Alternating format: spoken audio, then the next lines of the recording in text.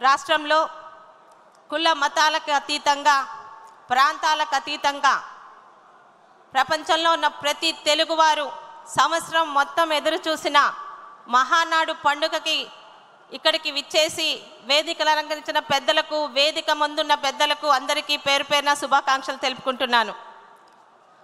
ఒక మనిషి ఆశయం మంచిదైతే నిస్వార్థంగా ప్రజల గురించి వేసే అడుగు విజయవంతంగా ఎంత దూరమైనా వెళ్తుందనడానికి ఉదాహరణ పెద్దలు పూజ్యులు నందమూరి తారక రామారావు గారు తెలుగువాడి ఆత్మ గౌరవాన్ని చాటి చెప్పేలా ఆయన ఊపిరిపోసిన తెలుగుదేశం పార్టీ ఈరోజు 40 సంవత్సరాలు దాటిన తెలుగువాడి గుండె చప్పుడుతో కలిసిపోయిన తెలుగుదేశం పార్టీ ఈరోజు కూడా విజయవంతంగా ముందుకు వెళ్తుందంటే ఆ పెద్ద ఆయన సంకల్ప బలం.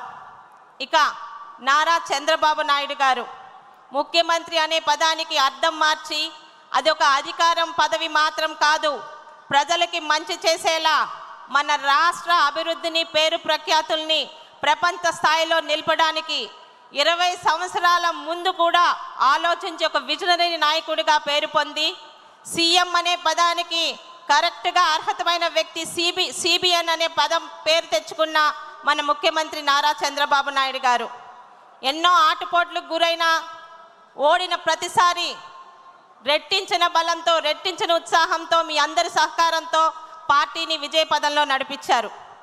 ఇక్కడ టీడీపీ వెర్షన్ నెంబర్ 3.0 మన యువ నాయకుడు నారా లోకేష్ గారు వేలెత్తి చూపించిన ప్రతి ఒక్కరు నోరు మూసుకునే విధంగా ఈరోజు అన్నా అని అంటే అర్ధరాత్రి అయినా వాళ్ళకి సహాయ సహకారాలు అందిస్తూ మరి 3వ తరానికి కూడా పార్టీని ముందుకు తీసుకెళ్లగల బలమైన నాయకత్వం వచ్చిందని నమ్మకం కలిగిస్తూ ముందుకు వెళ్తున్నారు మన యువ నాయకులు నారా లోకేష్ గారు. ఇక ఒక రాష్ట్రం బాగుండాలన్నా, రాష్ట్రంలో ప్రజల జీవన ప్రమాణం పెరగాలన్నా ఆ రాష్ట్రం కల్పించే మౌలిక సదుపాయాలు మరి కూటమి ప్రభుత్వంలో తెలుగుదేశం పార్టీ చేస్తున్న ఈ మౌలిక సదుపాయాల మీద మాట్లాడే తీర్మానాన్ని ప్రవేశపెట్టే అవకాశం నాకు ఇచ్చిన పెద్దలందరికీ ధన్యవాదములు. ఒక విజనరీ లీడర్గా చంద్రబాబు నాయుడు గారు ఆయన పరిపాలనలో పెద్ద పీట వీసేది ఎప్పుడు మౌలిక సదుపాయాలకే. ప్రజల సంక్షేమం, ప్రజలకు ఇచ్చిన హామీలను ముందుకు తీసుకువెళ్తూ కూడా ఆయన మౌలిక అభివృద్ధికి ముందు నుంచి పెద్ద పీట వేస్తూనే ఉన్నారు. అభివృద్ధి ఆలోచించి ఆయన వేసే ప్రతి అడుగు, ప్రతి ఆలోచన రాష్ట్రాన్ని ప్రపంచ పటంలో నిలపడానికే. 20 సంవత్సరాల తర్వాత జరిగే అభివృద్ధిని కూడా ఆయన ఆలోచించి ముందడుగు వేస్తారన్న దానికి ఒక ఉదాహరణ ఈరోజు తెలంగాణలో ఉన్న హైదరాబాద్ నగరంలో చంద్రబాబు నాయుడు గారి సృష్టి అనేది చరిత్రలో కూడా చెరపలేని విధంగా మనందరికీ తెలుసు. ఒక విధంగా తెలంగాణ విడిపోయినప్పుడు హైదరాబాద్ అటు వెళ్ళిపోయిందని బాధ ఉన్నా ఆ హైదరాబాద్ నగరాన్ని సృష్టించిన సృష్టికర్త చంద్రబాబు నాయుడు గారు ఈరోజు మన ఆంధ్రప్రదేశ్లోనే మనతోనే ఉన్నారని నమ్మకం.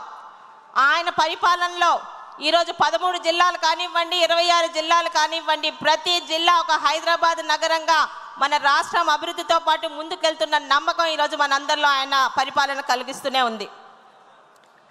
ఆయన ముఖ్యమంత్రిగా అయినటి నుండి ఆయన తన శైలిలో ఇటు సంక్షేమ పథకాలు, ప్రజలకు ఇచ్చిన హామీలను నెరవేర్చుకుంటూ అదేవిధంగా గత 5 సంవత్సరాలు ఏ అభివృద్ధినైతే అప్పటి రాష్ట్ర ప్రభుత్వం, అప్పటి వైసీపీ పార్టీ గాలి కొదిలేసిందో 1 సంవత్సరం కాలంలోనే ప్రజలకి అభివృద్ధిని, ఆ 5 సంవత్సరాల నష్టాన్ని పూర్తి చేస్తూ అభివృద్ధి అన్నదికి కళ్ళకు కనిపించేలా ముందుకు తీసుకువెళ్తూనే ఉన్నారు. ఈరోజు ఆ ప్రభుత్వంలోని గాలి కొదిలేసిన మౌలిక సదుపాయాలు లాంటి రోడ్లు కానీ, అలాగే ఇతరత్ర ఎయిర్పోర్ట్లు కానీ, నౌకాశ్రయాలు కానీ మరిన్ని ఈరోజు ఎంతోమంది నాయకుల సహకారంతో, కేంద్ర ప్రభుత్వం సహకారంతో రాష్ట్ర ప్రభుత్వంలోని ప్రజలకి ఇటు నోరు పారేసుకుంటున్న ప్రతిపక్షాల్లో కూడా కళ్ళకు కనిపించేలా మనం ముందుకు తీసుకువెళ్తున్నాం. ఈరోజు రోడ్లు గత సంవత్సర కాలంలో అభివృద్ధిలో పెద్ద పీట వేసినది ఏదన్నా ఉంటే ఈరోజు రోడ్లు. శ్రీకాకుళం జిల్లాలో పలాస లాంటి నియోజకవర్గంలో కూడా గత 6 నెలల్లో దాదాపు 130 కోట్లతోని ఎన్ఆర్జీఎస్ రోడ్లు ప్రతి మండలానికి వేశామంటే మొన్న సంక్రాంతి పండుగకు వచ్చిన ప్రతి ఒక్క సోదరులు, ప్రతి ఒక్క పలాస నియోజక కార్యకర్తలు ముఖ్యంగా ఆ మార్పుని గమనించారంటే అది తెలుగుదేశం పార్టీ కూటమి ప్రభుత్వంలో చేస్తున్నది మన ఒక్కరికే సాధ్యమవుతుంది. అదేవిధంగా పోర్ట్లు, ఎయిర్పోర్ట్లు, ముఖ్యంగా శ్రీకాకుళం జిల్లా అంటే వలసల జిల్లాగా పేరు పొందింది. శ్రీకాకుళం జిల్లా తలరాతని మార్చడానికి 2014-19లోనే టెక్కల్లోని బావనపాడులో మూలపోటు పోటీకి శంకుస్థాపన సంకల్పం చేసింది మన చంద్రబాబు నాయుడు గారు. గత 5 సంవత్సరాలు దాన్ని గాలి కొదిలేసిన మళ్ళీ మన ప్రభుత్వంలో మన పాలనలో శరవేగంగా ముందుకు వెళుతూ వలసల జిల్లాగా ఉన్న శ్రీకాకుళం జిల్లాని రేపు ఉదయం అక్కడే ఉద్యోగాలు అక్కడ యువతకి ఇచ్చే విధంగా ముందుకి వాళ్ళకి నమ్మకం ఇచ్చే విధంగా ముందుకు వెళ్తున్నాం. అలాగే ఎవరు ఊహించారు శ్రీకాకుళం జిల్లాలో పలాస అనే నియోజకవర్గంలో ఒక ఎయిర్పోర్ట్ వస్తుందని? ఈరోజు ఒక పలాసనే కాదు, పలాసలోని, కర్నూలులోని, ఈరోజు ప్రతి దగ్గర కుప్పంలోని, నెల్లూరులోని, అలాగే గోదావరి జిల్లాల్లోని ఎయిర్పోర్ట్లు కూడా మన కళ్ళకి సాకారం జరిగే విధంగా ముందుకు వెళ్తున్నాయి. ఇక నౌకాశ్రయాలు, గత పరిపాలనలో అభివృద్ధి అంటే కొబ్బరికాయ కొట్టి మీట నొక్కడం అనుకునే వాళ్ళు, ఒక బటన్ నొక్కితే అభివృద్ధి జరిగిపోయిందని చెప్పడానికి వాళ్ళకి ఇచ్చిన పేపర్ల ద్వారా, వాళ్ళ ఛానల్స్ ద్వారా ఎన్నో గాలి మాటలు, అబద్ధపు కబుర్లు. ఈరోజు అభివృద్ధి అంటే బటన్ నొక్కడంలోనో కొబ్బరికాయ కొట్టడంలోనో కాదు. అభివృద్ధి అంటే కళ్ళకి కనిపించేలా సంవత్సర కాలంలో చేస్తూ 5 సంవత్సరాల నష్టాన్ని పూడ్చుకొని మనం ముందుకెళ్లే విధంగా వెళ్తున్నాం. సార్, ఏ యువతకైతే తెలుగుదేశం పార్టీ దగ్గర కావాలనుకుందో పార్టీ తరపున జర్మనీకి మినీ మహానాడులోని అటెండ్ అవ్వడానికి వెళ్ళినప్పుడు అక్కడికి వచ్చిన వారిలో దాదాపు 80% మంది యువత సార్. ముఖ్యంగా చాలా గర్వపడిన విషయం ఏంటంటే అక్కడికి వచ్చిన విద్యార్థులందరూ 2014-19 మధ్యన అంబేద్కర్ విదేశీ విద్య ద్వారా అక్కడికి వెళ్ళిన వాళ్ళే. ఈరోజు అక్కడ ఉన్న వ్యక్తుల్లో 8 మంది విద్యార్థులు ఆ రోజు మాట్లాడారు. అందులో ఒక వ్యక్తి కడప జిల్లా రైల్వే కోడూరు. ఆ అబ్బాయి చెప్పింది, చంద్రబాబు నాయుడు గారి వల్ల ఒక సామాన్య రైతు కుటుంబంలోని ఉన్న నేను ఈరోజు జర్మనీ వచ్చి అంబేద్కర్ విద్య ద్వారా నా చదువు పూర్తి చేసుకున్నాను. ఈరోజు ఇక్కడ ఉద్యోగం తెచ్చుకొని వివాహం చేసుకొని నా భార్యతో సహా ఇక్కడ ఉద్యోగం చేస్తున్నానని ఒక సాధారణమైన విద్యార్థులు కలలో కూడా ఊహించని విధంగా ఈరోజు విదేశాలు వెళ్ళి వాళ్ళు జీవితంలో స్థిరపడి 10 మందికి ఆదర్శంగా నిలిపించేలా చేసిన మీకు వాళ్ళు జర్మనీ తరపున కృతజ్ఞతలు తెలిపారు సార్. నిజంగా చాలా గర్వంగా అనిపించింది. మన పథకాలు మనం చెప్పుకోవడం కాదు, ఆ పథకాలు తీసుకున్న వాళ్ళు ఈరోజు గర్వంగా ఇతర దేశాల గడ్డ మీద మన తెలుగుదేశం పార్టీ గురించి మాట్లాడుతుంటే చాలా సంతోషంగా అనిపించింది. ఈ విధంగా అనేక రకాలుగా చంద్రబాబు నాయుడు గారు రాష్ట్రాన్ని ముందుకు తీసుకెళ్తున్నారు. అయితే గత 5 సంవత్సరాల్లో ఒక చీడ లాంటి ఒక దుస్వప్నం మనం ఎదుర్కొన్నాం. మళ్ళీ కరోనా కన్నా భయంకరమైన ఆ పార్టీ రాకూడదంటే ఈరోజు 75 సంవత్సరాల వయసులో రాష్ట్రాన్ని ముందుకు తీసుకెళ్ళడానికి ఆయన పడుతున్న కష్టానికి మనందరం ఇవ్వాల్సింది ఆయన మీద నమ్మకం, ఆయనకి సహకారం. ఈరోజు ప్రపంచంలో ప్రతి తెలుగువాడు చూస్తున్నాడు.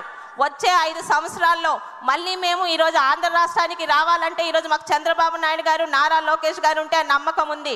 5 సంవత్సరాల్లో ప్రపంచంలో ఉన్న తెలుగు వాళ్ళు మళ్ళీ మన రాష్ట్రానికి వచ్చి బ్రతకాలంటే ఈరోజు తెలుగుదేశం పార్టీ ఉండాలనే నమ్మకంతో వాళ్ళందరూ ఉన్నారు.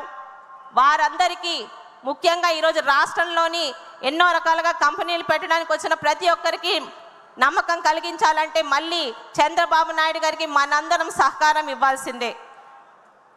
5 సంవత్సరాల కష్టాన్ని 1 సంవత్సరంలో రూపుమాపి మళ్ళీ ఆంధ్ర రాష్ట్రం ఈరోజు ఊపిరి పోసుకుంటుందనే విధంగా ప్రపంచంలో ఉన్న ప్రతి తెలుగువాడు మన మీద పెట్టుకున్న నమ్మకాన్ని ముందుకు తీసుకెళ్తున్న చంద్రబాబు నాయుడు గారికి, ఇతర పెద్దలకి ధన్యవాదాలు తెలుపుకుంటూ కడప గడ్డ మీద జరుగుతున్న ఈ మహానాడులో మాట్లాడే అవకాశం నాకు ఇచ్చిన పెద్దలు చంద్రబాబు నాయుడు గారికి, యువ నాయకులు నారా లోకేష్ గారికి, రాష్ట్ర పార్టీ అధ్యక్షులు గారికి, ఇతర పెద్దలకి కూడా పేరు పేరున నా ధన్యవాదం తెలుపుకుంటున్నాను. జై తెలుగుదేశం, జై మహానాడు.